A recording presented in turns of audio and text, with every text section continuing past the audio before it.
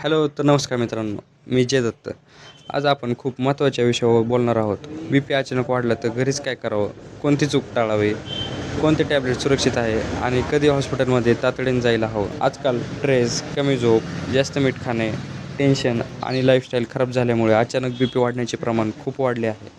म्हणून हा व्हिडिओ शेवटपर्यंत बघा, कारण या माहितीमुळे इमर्जन्सी वेळी तुमचे किंवा तुमच्या घरच्यांचे प्राण वाचू शकतात. सर्वात आधी आपल्याला हे समजून घ्यायला हवं की बी पी अचानक वाढणं म्हणजे शरीरातल्या ब्लड व्हेसल आकुंचन पावतात, ब्लडला पुढे जाण्यास अडथळा आणतात आणि प्रेशर इन्स्टंटली वाढतो. यामुळे तुम्हाला डोकेदुखी, चक्कर, छातीत जडपणा, कानात आवाज, चेहरा लाल पडणे, हृदयात जोरात जोरात धडधडणे हे लक्षण दिसू शकतात. नॉर्मल बी पी रेंज पाहायला गेलं तर 120 सिस्टोलिक असतो तर 80 डायस्टोलिक असतो. हाय बी पी 140/90 याच्यापेक्षा जास्त असेल तर तो हाय बी पी आहे. आणि डेंजर झोन पाहायला गेलं तर 180/110 हे डेंजर झोनमध्ये येतं.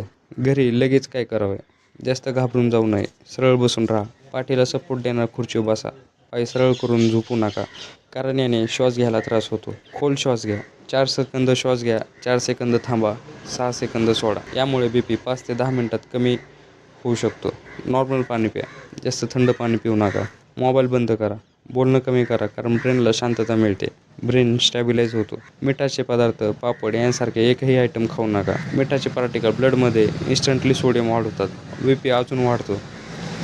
10 मिनिटांनी बी पी पुन्हा चेक करा. सतत मिनटाला चेक करू नका. घरी कोणते टॅब्लेट घेऊ शकता? हे टॅब्लेट तुम्हाला डॉक्टरांनी प्रिस्क्राईब केले असतील तरच घ्यावे. 1 नंबरला बघूया आपण. मी तुम्हाला याच्यामध्ये कंटेंट सांगत आहे. ॲम्लोडेपिन मोस्ट कॉमन बी पी कंट्रोल मेडिसिन आहे. टेलमिसार्टन किंवा ब्रँड नेम सांगायला गेलं तर टेल्मा, टेलवास असं आहे. इमर्जन्सीमध्ये हे वापरतात, पण इफेक्ट यायला 20 ते 40 मिनिटं लागतात. क्लोनिडिन कधी कधी डॉक्टर इमर्जन्सीसाठी देतात, पण स्वतः घेऊ नका. मेटोप्रोलॉल हार्ट रेट, बी पी दोन्ही कमी करतो. ही गोळी घेतली तरी बी पी लगेच कमी येत नाही. 20 ते 40 मिनिटं लागतातच. कधी हॉस्पिटलला जावे?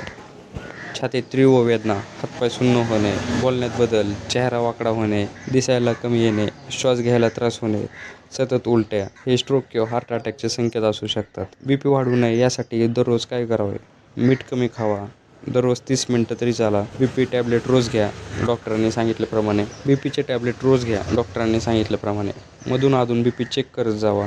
योगा, मेडिटेशन करत जावा, कारण याने स्ट्रेस कमी होईल. तर मित्रांनो, बी पी अचानक वाढणं ही सिरियस गोष्ट आहे, पण योग्य वेळेत योग्य ॲक्शन तुमचे प्राण वाचवू शकते. व्हिडिओ उपयोगी वाटला असेल तर व्हिडिओला लाईक करा. अजून हेल्थ रिलेटेड माहितीसाठी आपल्या चॅनलला सबस्क्राईब करून